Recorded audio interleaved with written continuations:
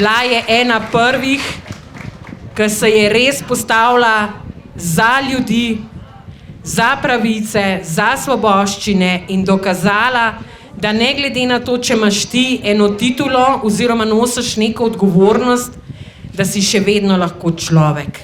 Človek z dušo in srcem predan svojim volilcem, ki so ti zaupali. In to je bistvo.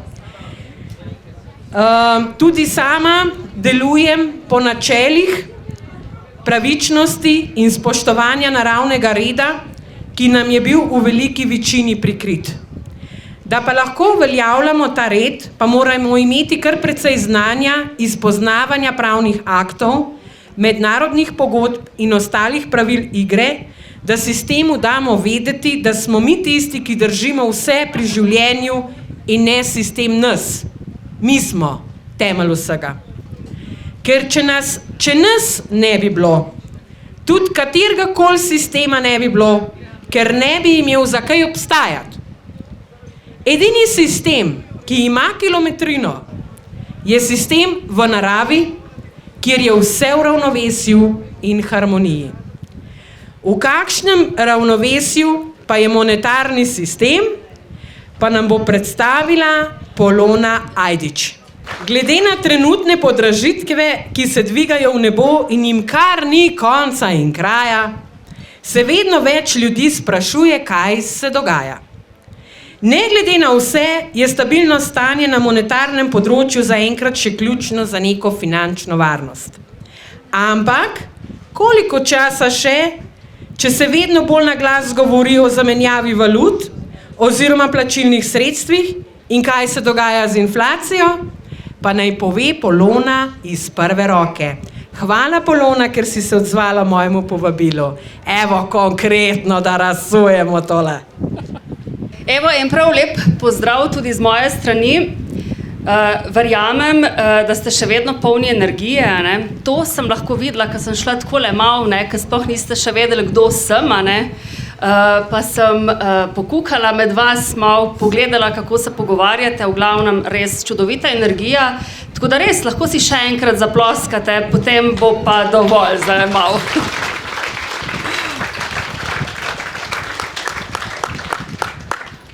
Tole predavanje o monetarnem sistemu, dogajanju v ozadju in kaj boste še slišali, tudi to, zakaj smo zadnjih 100 let ujetniki najhujšega sužnja lastništva in praktično vlasti bank in korporacij. Evo, Matej in Tivi pa se seveda zahvaljujem za povabilo. Moje predavanja so načeloma namenjena ozaveščanju, informiranju in takole širšim množicam seveda ne moramo dajati konkretnih finančnih nasvetov, se boste pa lahko na podlagi tega odločili, kaj in kako narediti za naprej. Splača se vam ga pozorno poslušati, saj tudi, če ste poslušali predavanje, sem že v predavanju napovedala, da bom podelila pač eno nagrado oziroma desetim, ki se bodo seveda najbolj hitro javili. Vsa navodila boste slišali vmes. To je tako, zato da boste res pri stvari, ja, tako, nič ne boste spala, ker to bo bolj proti koncu v bistvu. V glavnem, če ste poslušali predavanje, ki smo ga imeli z Matejo pred parimi dnevi na Facebooku, objavljen je tudi na YouTubeu, kdor mogoče Facebooka nima, ste že marsikaj slišali. Pa vendarle, če seveda po večini vedno izhajam iz sebe, sem morala marsikaj slišati in prebrati ne samo dvakrat, da sem pravzaprav lažje razumela, kaj pravzaprav se dogaja. Na področju različnih financ, delujem že res vrsto let. Začela sem res kot blagajnik v osnovni šoli, očitno so že takrat vedeli, da me bodo finance zanimale. Nadaljevala seveda z varčevanjem vsakega dobljenega tolarja, takrat še od študentskega dela, pa potem z razporejanjem plače, varčevanjem ob rednih in izrednih prejemkih. Mene pa je pot vodila tudi seveda v sam nadzor občinskih proračunov, kjer sem bila kar 2 mandata predsednica nadzornega odbora v eni slovenskih občin. No, kar več kot 10 let pa sem bila zaposlena na področju nakazovanja pokojnin. Se veste, to je druga največja blagajna v državi in moram reči, da tudi potem odšla, ker se enostavno v tem sistemu nisem več videla. Najbolj zabaven del pa se je seveda, kar se tiče financ, začel tam v letih 2016-2017. To pa je bilo res tisto lastno raziskovanje in peljalo me je v tako zaraščeno močvirje, ne samo močvirje, ampak prav tuneli in labirinti, katerega je seveda čist naplavilo pa v času te korona pandemije.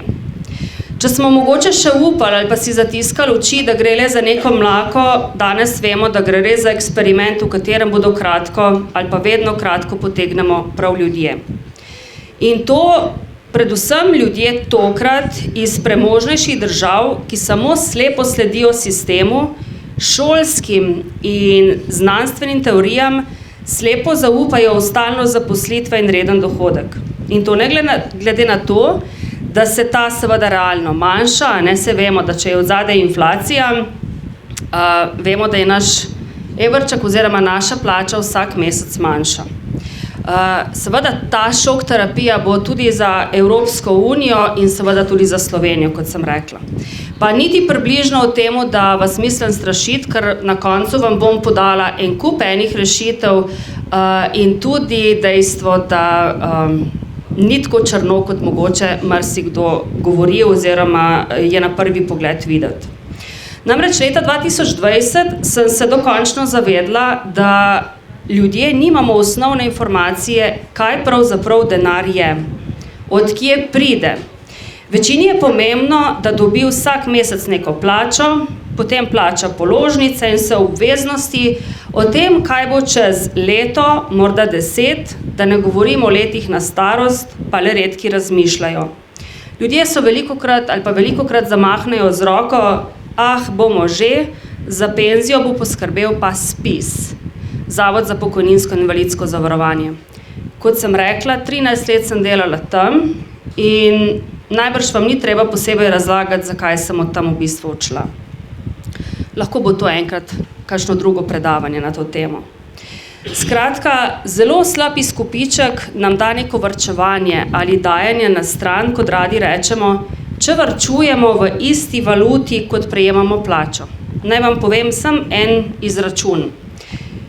Ob 1,5 obrestni meri boste znesek 10.000 evrov podvojili, kaj mislite kdaj? V 48 letih. Kakšne pa so obrestne mere danes na bankah? Zakaj mislite, da nas teh stvari ne učijo v šolah? Ali veste, da so Rockefellerji, verjamem, da marsikdo ve oziroma večina ve, kdo so, samo za manipulacijo šolskega sistema in tega, da mi ne dobimo tistih pravih informacij, plačevali milijarde. Milijarde. In tle kot si v sistemu, težje spregledaš, da bi šel ven. In zakaj menite torej, da ljudje, oziroma da je še vedno toliko ljudi, ki spijo tisto zimsko spanje, čeprav smo sredi vročine, Pa ne mislim vročine samo zaradi sonca, ampak zaradi vsega, kar se trenutno dogaja. Pa dajmo se vrniti malo nazaj. Ali veste, da so Titanik oziroma ladjo Olimpijo leta 2012 potopili namerno? Da so v bistvu z ladjo potopili tudi vse nasprotnike ameriške centralne banke. Seveda, če so se znebili nasprotnikov, so jo lahko seveda že naslednje leto veselo lansirani. A veste to, da ima eden največjih skladov na svetu, ki ima v lasti praktično vse, to je BlackRock, če se za njega niste vedeli, program Aladdin, ki elitam izračunava, kdaj točno gre svet v recesijo oziroma mora iti. Zdaj sem celo videla, včeraj sem brskala po spletni strani, njihovi, da celo računajo klimatske spremembe, o katerih se seveda napolno govori zdaj v medijih. Se pravi, oni točno vejo, kdaj bo šel svet v recesijo, kdaj je treba potem denar pobrati ven, Seveda pa v medijih kaj govorijo? Ja, investirajte tam noter, zato da boste da bomo ljudje, denar dejansko zgubili. Ni treba posebej spraševati, kdo na ta račun seveda obogati in kdo v bistvu postaja čedalje bolj reven. No, vse te stvari so se pravzaprav, ki se zdaj dogajajo, ne samo inflacija, tudi vsa ta medijski rom-pom-pom, strašenje predvsem so se že zagotovo dogajale tudi v preteklosti. Zasledili ste zagotovo tudi, da so civilizacije propadale in tako naprej. Jaz pravim, da če se pripraviš na spremembe, ki so tik res pred temu, da se zgodijo, je vse skupaj pravzaprav lažje. Na tisto Švabovo agendo pa dajmo pozabiti. Tista se ne bo uresničila. Jaz sem od leta 2018 zelo aktivna na ozaveščanju, predvsem iz tega vidika, se pravi na podoben način, in moja predavanja se kar razlikujejo od tistih svetovalcev s finančno licenco. Oni po večini delujejo naučeno, tako kot jim predavajo v šolah, kot jim povejo na raznih zbornicah, kjer se pridobivajo te licence in tako naprej. Mene moram reči, da ta zadeva nikoli ni zanimala. Vse informacije, ki jih po večini podajam, so bile preizkušene oziroma jih pridobivam res iz ljudi, ki so po svetu, lastnim raziskovanjem informacij, danes je pa itak, kolikor hočete, sem če hočete najdete. Kot sem tudi v predavanju omenila, sem del projekta One Ecosystem, kjer ta deluje pravzaprav globalno po celem svetu, mi res ni bil problem dobiti informacije že leta 2019, da se je nekje korona začela. Ko je prišlo v Bergamo, sem seveda svoje kolege takoj povprašala, kakšna je situacija, in tiste informacije so se precej razlikovale od tistega, kar so nam seveda mediji povedali. Me pa osebno ni nič presenetilo to, samo potrditev sem dobila, kako zelo mediji lažejo, zato tisti, če je še kdo, seveda, ki spremlja medije, dajte jih ugasniti, sploh če imate bolj slabo, bom rekla, da se slabo počutite potem, ker je škoda sploh zgubljati energije za to. Seveda pa, ko sem ljudem jaz razlagala o teh zadevah, na kaj naj se pripravijo, da bo prišlo tako stresno obdobje, ja, veste, a mislite, da sem bila deležna pohval pa aplavzov? Včasih sem se bala, da me bodo spravili na psihiatrijo, pa sem se potem kar enostavno malo umaknila. Ker morate vedeti, da Slovenija oziroma finance v Sloveniji so zelo močni lasti tistih, seveda, ki nam zdaj pridno nagajajo.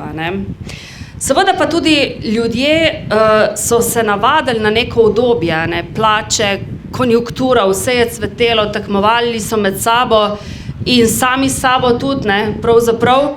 In kaj bo potem ta mena Polona razlagala, dajte se pripraviti, dajte varčevati zdaj, ne razsipavajte, No, saj eni so varčevali, vključno z mano, sploh se spomnim takrat, recimo, kako sem narobe investirala v letu 2008, najbrž vam ni treba posebej razlagati, kaj se je potem zgodilo. Mislim, šok terapija pri meni sledila tako že v roku pol leta, ne čez tako 2-3 leta. Dejstvo je seveda, da res pohvale, da se udeležujete in da spremljate takšnih dogodkov, naj si bo v Sloveniji in po svetu, ker edino tako lahko v bistvu tudi delujete. Ne samo, da čakate na nekega mesijo, ali pa na nekega ne vem koga, ki nas bo v bistvu rešil. Vedno smo navajeni, da prelagamo odgovornost na nekoga drugega. Dejstvo je, da ne samo finančni, cel globalni ekonomski svet se sesuva. Kdor si še zatiska oči pred temu, dajte odpreti jih danes. Namreč prvo resno opozorilo, da se nekaj dogaja, se je zgodilo tisto prvo po letu 2008, je bilo marca 2020, ko so se sesule borze. Kar naenkrat je celo vrednost nafte padla pod 1 oziroma pod 0, Vsi smo se čudili, zakaj moramo mi plačevati za gorivo tam na bencinskih črpalkah, če je pa vrednost nafte na borzah 0. Da pa je ironija še toliko večja, ne, pa seveda bančniki od zadaj niso mirovali, vključili so tako imenovane, jaz pravim, tiskarske stroje, v resnici pa so to samo porabili dobrega programerja, ki jim je naštancal en kup enih nul, jih spustil v bančni sistem in kar naenkrat smo dobili polno novih milijard svežega denarja, brez kakršnega pokritja. In kaj se potem v bistvu zgodi, če je taka masa denarja? Nekje se morajo stvari poznati. Pa še mogoče podatek, v javnosti načeloma finančniki operirajo s podatkom, da je bilo tega denarja okrog 40%. Jaz sem nekje zasledila, da strani enega od direktorjev BlackRocka, da ga je bilo celo 65%.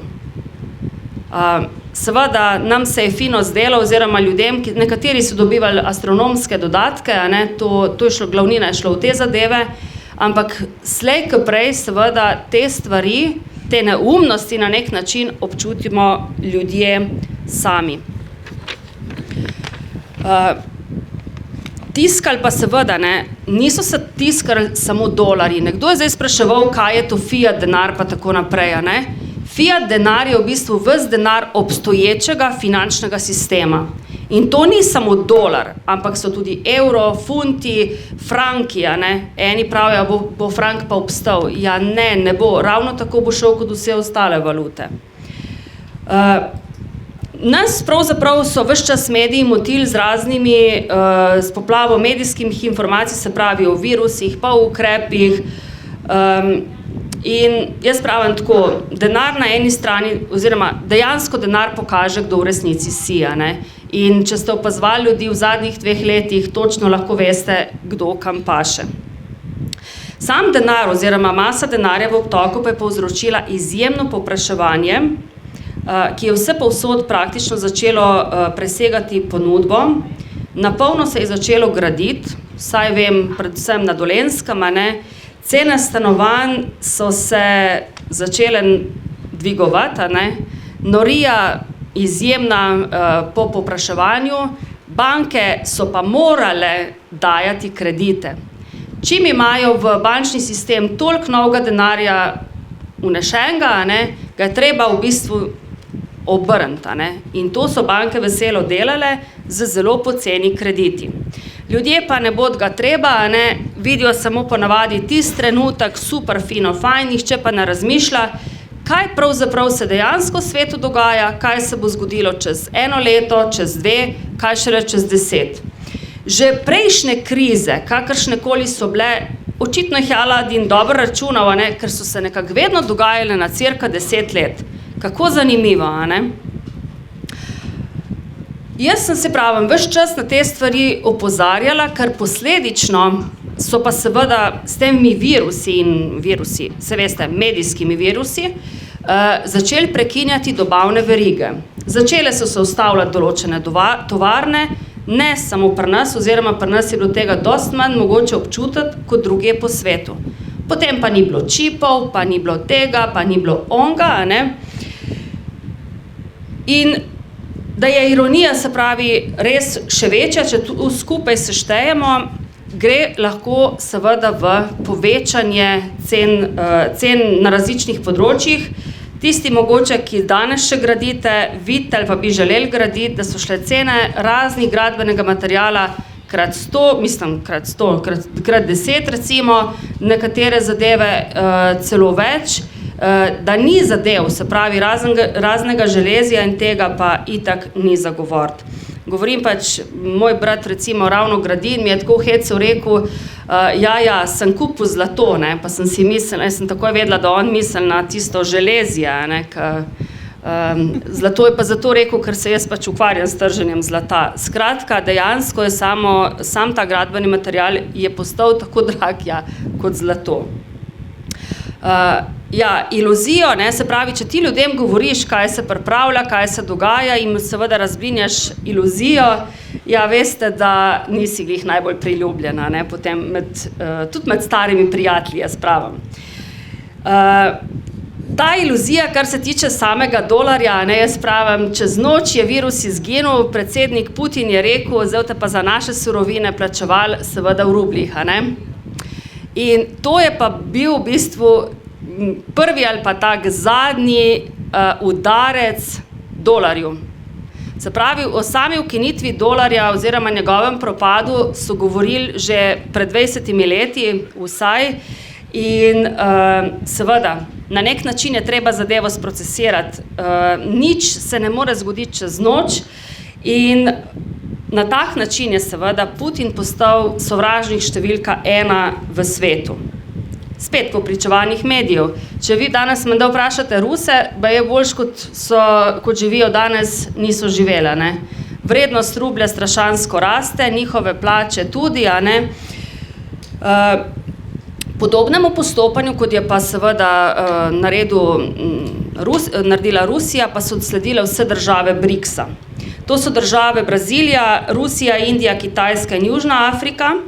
In kot sem rekla, tem državam oziroma ljudem v teh državah je začel standard rast, njihove domače valute so začele pridobivati na vrednosti, dolar in ostale fiat valute pa so začele izgubljati. Ne smemo pozabiti seveda omeniti, da so te države izjemno bogate s surovinami in je svet v veliki večini odvisen od njih. Same pa ne samo, da so bogate s surovinami, tudi z zlatom so ga še dodatno kupovale.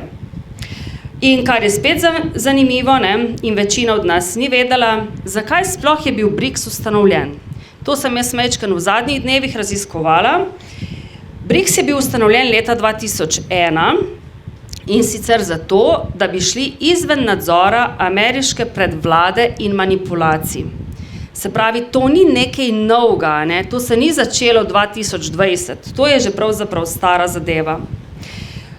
Zaradi nizkih stroškov dela v teh državah in proizvodne, ter seveda tudi nadzora nad svetovnimi surovinami, je bil BRICS oziroma države BRICS-a ves čas trdno zapetami mednarodnemu denarnemu skladu, kjer se načeloma države sposojajo denar.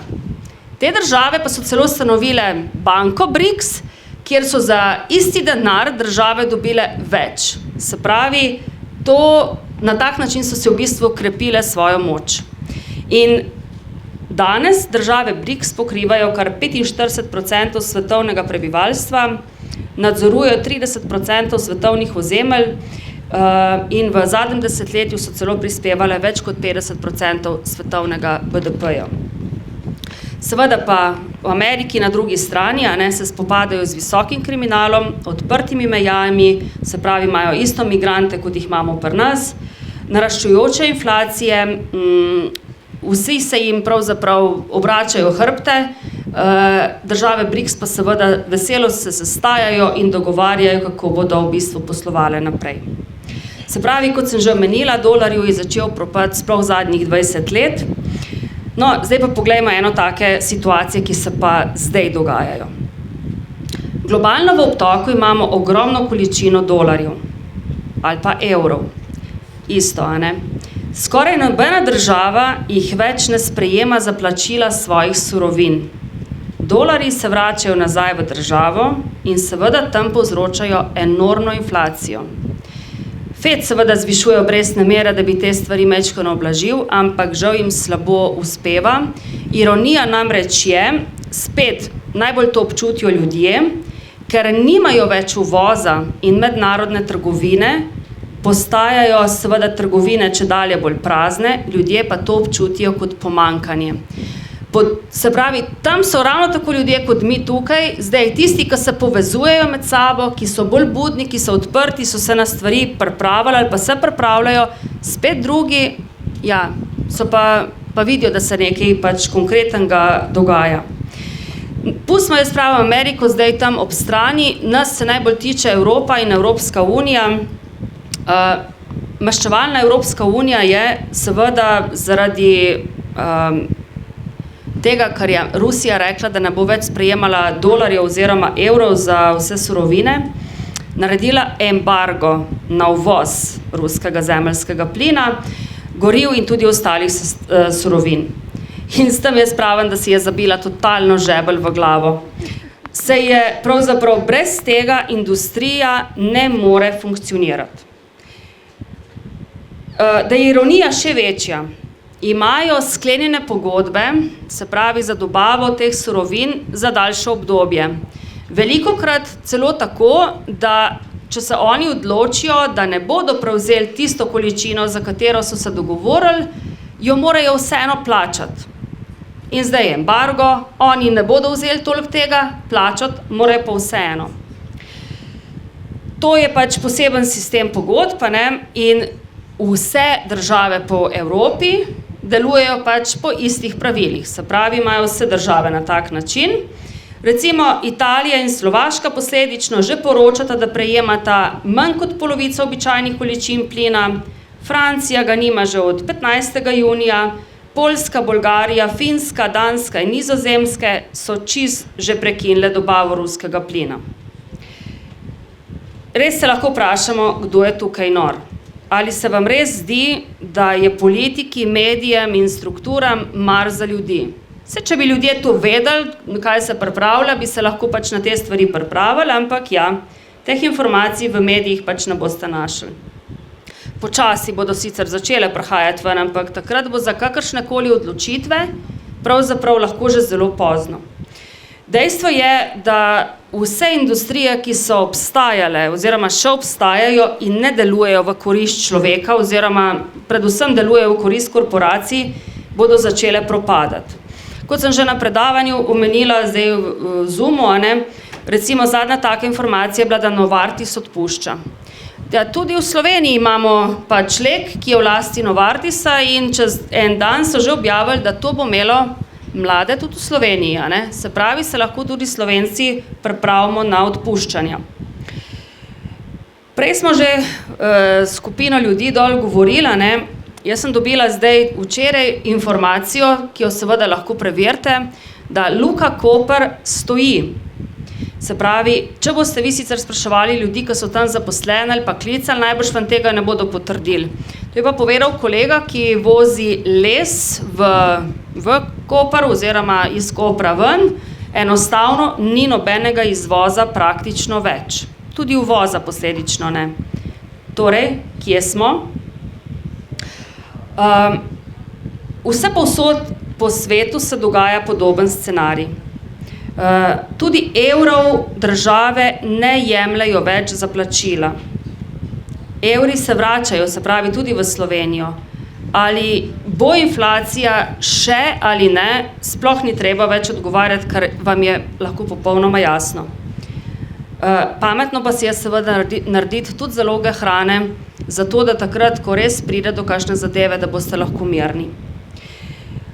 Slej ko prej pa se bo svet obrnil v zadeve oziroma na zadeve, ki dejansko služijo človeku in človeštvu. Jaz sem o teh zadevah ogromno raziskovala, ker mene, s temo se je treba soočiti, ampak na drugi strani vedno obstajajo rešitve in zato vem, da se bodo slej ko prej vrnile vrednote, kot so človečnost, pravičnost, poštenost in tako naprej. In znani filozof Cicero je že zdavnaj rekel, bližje kot je kolaps imperija, bolj nori so zakoni. In če malo pogledamo okrog, bolj noro, kot zdajle prihaja ven recimo iz medijev, jaz jih vseeno dosti spremljam, ker Bog pomaga, pravim, delam v financah, kjer moram stvari poznati, tudi s čim ljudi strašijo, zato da jim lahko daš potem odgovor na tiste njihove strahove.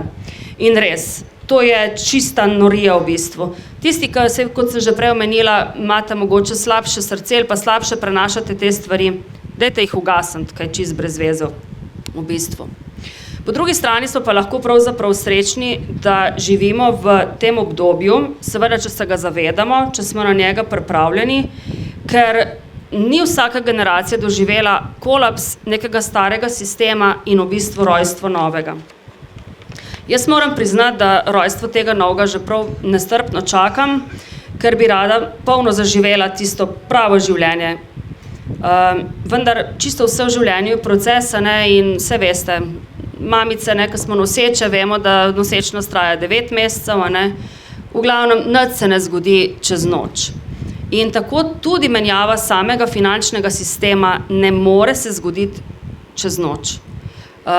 Prešli pa bomo iz tega, jaz pravim, z nič pokritega finančnega sistema v bančni sistem oziroma finančni sistem, ki bo pokrit z zlatom, srebrom in z ostalimi sredstvi. To ni več vprašanje, ali se bo zgodilo, ali se ne bo zgodilo, ker po mojih informacijah je v ozadju čisto vse pripravljeno. Ampak ali smo mi pripravljeni na to spremembo? Ali nam je ta cona udobja še vedno boljša kot tiste nekaj novega, pa čeprav pravijo, da bo veliko boljše. Nažalost, vsaj kar jaz vidim od svojih bližnjih, bi še kar tisto staro, sploh če bi se lahko vrnili v tisto obdobje pred marcem 2020. Nihče pa seveda ne ve, kdaj bo to novo zaživelo. Zato je zelo pametno, da se na finančnem področju seveda pripravite na lastno varnost, da ne razsipavate z denarjem in da se pred inflacijo, ki preden se bo ta sprememba zgodila, bo šla samo še navzgor. To je škoda misliti, da ne. Pravilo številka 1 v financah je, da imate sredstva razpršena. Pa dajmo pogledati prvo nepremičnine. Te so v tem trenutku totalno precenjene, sploh stanovanja, hiše, zato je nakup tega totalno neracionalna odločitev. Kaj šele kakšno kreditiranje, če pa že mislite, da morate, pa si izborite fiksno obrestno mero, da vas ne bo vsak mesec potem bolela glava. Namreč napoveduje se, da bo nepremičninski trg padel za več kot 50%, ko bodo končno javno objavili, da je kitajsko podjetje, nepremičninsko podjetje Evergrande končno insolventno. Mi to že dalj časa vemo, ampak dokler ta zadeva ne bo prišla v javnost, bo pač agonija še malo trajala. Zgodba je pa mnogo večja kot Lehman Brothers leta 2008, ki je bil v bistvu kriv za prejšnjo krizo. Druga stvar recimo, eni še zmeraj varčujete v bankah, skladih, zavarovanjih. Čeprav so tole mogoče še vedno dobri donosi, naj vam povem, da je pravzaprav to lahko zelo tvegano, mogoče celo nevarno početje, ker bodo te zadeve propadle. Ko bo sistem padel, propade tudi to. Potem eni so nori na delnice, tudi tukaj vam lahko povem, da bo večina delnic seveda strmoglavila, ker če bodo propadla podjetja, potem logično sledijo tudi delnice. Tako da tudi tukaj, če imate, lahko še nekaj ukrenete v bistvu v tem času. Potem pa še na eno zadevo, ki bi vas rada opozorila, to so pa te novodobne zadeve, kot so kriptovalute. 99% tega trga se bo ustavilo, ker ga namreč ni mogoče zregulirati. Uporablja se ga pa trenutno za skrajno nečedne in tudi kriminalne posle. Zakaj? Zato, ker je anonimno tržišče, tudi sredstva za pomoč recimo v Ukrajini so se velikokrat zbirala ravno v teh zadevah, pa ne bom se spuščala v Ukrajino in podobne zadeve. Kaj pa mi lahko naredimo? Evo, varno zatočišče in pribežališče za čase kriz so bile vedno plemenite kovine, kot sta zlato in srebro. Če koga seveda to konkretno zanima, me najdete na Facebooku, pa mi napišite v Messenger sporočilo, pa se v naslednjem tednu lahko že vezano na te zadeve slišimo. Jaz tržim, se pravi, plemenite kovine za podjetje, kjer ima direktno povezavo s kovnico, se pravi, ni nobenih posrednikov vmes in je seveda posledično bistveno večja varianta, da ne glede na to, kaj se lahko zgodi, bom rekla, se veste, pa ne bo goriva, pa se ne bo dalo pridati ali tako. Če imaš ti direktno povezavo do teh stvari, seveda bistveno lažje prideš, kot če je vmes še par posrednikov. Res pa, da se na kovine čaka 2 do 3 mesece. To pa morate pač sprejeti v zakup, naročite oziroma plačate pa jih takrat, ko jih naročite. In trenutno so zelo ugodne cene, sploh kar se tiče samega srebra, ki še ni doseglo vrednosti iz leta 2011, ko je bila zdaj nazadnje v bistvu najvišja vrednost. To je treba pogledati, ker se cene se pač dnevno spreminjajo oziroma celo na minuto, ker je odvisno, kakšne so cene na borzah. 1 gram je bil zdaj v petek 61 evrov.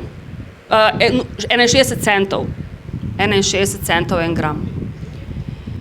1 kila je bila pa manj kot okrog, mislim, da 800 evrov. Ampak zdaj govorim čist na pamet, ne.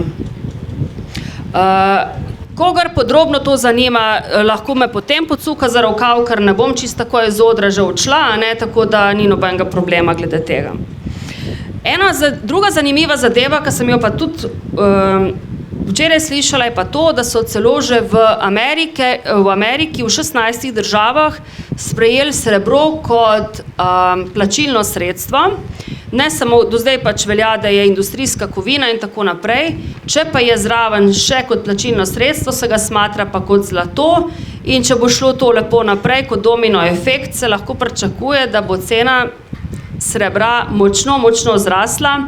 Nekatere napovedi so celo, da naj bi doseglo ceno zlata. Jaz si pač tega ne upam trditi, ampak če naredi parkratnik, je to seveda pametna zadeva, da ga nekaj pa vseeno imate v svojem portfelju. Nova zadeva mogoče za marsikoga, opcija je zagotovo nove valute, ki so del novega kvantnega finančnega sistema, tako se imenuje. Ta bo pokrit z zlatom, srebrom in ostalimi plemenitimi kovinami, plus sredstvi. Ja, če je del nekega takega, ne, se lahko navežemo nazaj na zlato, srebro, zagotovo ne bodo cene padle. Kvečemo bodo šle gor. Za nas pa je vedno pomembno, da si seveda ohranimo neko vrednost. Te nove valute so sicer kot kriptovalute, ampak ne vse. Lahko vam jih naštejem, tako da si boste lahko potem malo stvari raziskali. To so XRP, XLM, IOTA, Algorand in pa XDC.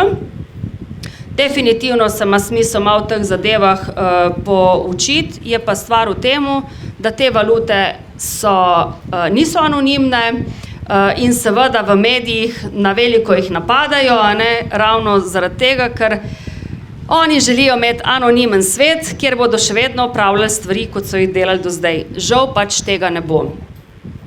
No, sama pa sem del, pravim jaz, enega čudovitega projekta, ki je na trgu že 6 oziroma že bo že 8 leto, medijsko strašansko napaden, to je pa One ekosistem, kjer v bistvu se gradi vzporeden sistem z svojo valuto, trgovsko platformo, se pravi z imetniki kot takimi kriptovalute in tudi trgovci, ki jo sprejemajo.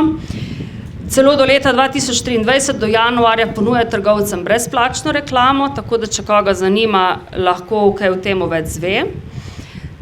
Ta sistem pa najbolj deluje v državah, kjer so mogli do zdaj ljudje najbolj se boriti pravzaprav za preživetje in za življenje, kjer stvari niso funkcionirale. No, in iz tega naslova prvim 10, ki mu bodo v Messenger napisali, sodelujem Kamnik, podarim 5 kovancev, enemu izmed teh 10 bo pa dobil jih celo 10. Vse informacije boste dobili pa v sporočilu. Tako da hitro v akcijo, ker tokrat jih bo res samo 10, na zadnjih je bilo celo več kot 20, tako da... Potem pa še tako bom rekla, kje sem na Messengerju pod Polona Ajdič, da ne boste iskali, pa zdaj ugotavljali, Ajdič, ja. Evo, zdaj pa bolj proti koncu še to, kaj bo pravzaprav z gotovino. Nekateri jo celo dvigate oziroma dvigate denar iz bank. Teh, bom rekla, jaz neumnih nasvetov je pravzaprav polno, sploh po Facebooku. Zavedati se sicer moramo, da bo gotovina, ki je del tega fiat sistema, šla. Ne čakajte in ne upajte, da bo sledila neka prehodna faza, se pravi, ko se bo nekaj zgodilo, zdaj vam bomo pa dali še pol leta. Ta prehodna faza zdaj traja, jaz pravim, že kar 2 leti, a ne? Tako da, kdor vidi, kdor pač ne bo to zadevo zamudil. Denar je vedno treba zamenjati za neko realno vrednost. Lahko je to hrana, lahko so to konzerve ali pa, kot sem prej rekla, zlato, srebro oziroma neko zadevo, ki jo lahko kasneje tudi zamenjate. Nikakor pa je ne imeti doma, tam pod polštrom in tako naprej. Namreč na mene se obračajo ljudje, ki tako po 50-100 tisoč evrov privarčujejo in jih dvignejo iz banke in jih imajo doma. A ne? To pač ne gre, a ne? Ja, gre seveda, točno tako, kot je rekel gospod, ni pametno. Jaz se pravim čutim in glede na vse te informacije, se pravi, ki jih ima, vem, da bo nov sistem bistveno bolj pravičen in prijazen do ljudi, ampak dokler se seveda ne zgodi in ne propade tisto, kar pač propast mora, tudi novo ne more zaživeti. Tisti, ki pa mislite, da je denar slabo imeti, je pa pravim jaz eno slabo prepričanje, ki si ga je treba čim prej izbiti iz glave. Namreč smo v obdobju, ko bo ogromno ljudi, pa tudi drugih živih biti, bom rekla, potrebovalo takšno in drugačno pomoč in bo denar še kako dobrodošel. Vsi skupaj, tudi tisti, ki več stvari vemo, bomo doživeli šok terapijo. In marsikdo si v tem času bo zelo težko pomogel. Bom rekla, psihično ali pa kakorkoli. In zato bo še kako fajn, ne, da če bomo imeli na razpolago sredstva, da bomo lahko pomagali prvo sebi in pa seveda tudi vsem ostalim. Mislim, da je to ena taka pomembna naloga prebojenih ljudi, tudi za prihodnje. Tako da z moje strani bi bilo to. Kar nekaj informacij najdete na moji spletni strani polona-ajdič.si. Zdaj pa vsem skupaj želim eno prijetno popoldne še naprej. Pa upam, da nisem bila predolga, ne, ker...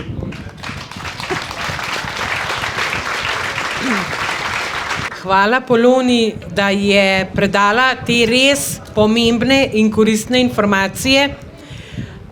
Jaz poznam to kovnico, za katero ona trenutno dela, ker poznam tudi njenega sodelavca. In mi smo s tem podjetjem že sodelovali in dejansko je tako, kot je rekla Polona. Tako da, če je zdaj rekla, da zamenjajte denar v neko trdno zadevo, to naredite, kdor ima kakšen evro viška. Da nam ne bo žal kasneje, ker prihajajo res časi, ki so izjemno nestabilni.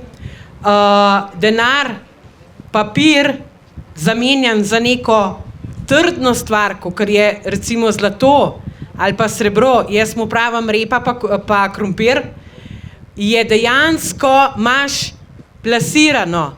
Res, da včasih malo niha cena, tudi na borzi, ampak to je trdno, a razumete? Tudi če pride inflacija, dol vam visi za tisto inflacijo, ker vam stoji v materialu, ki ima vrednost. In ponavadi po inflaciji skokovito naraste vrednost.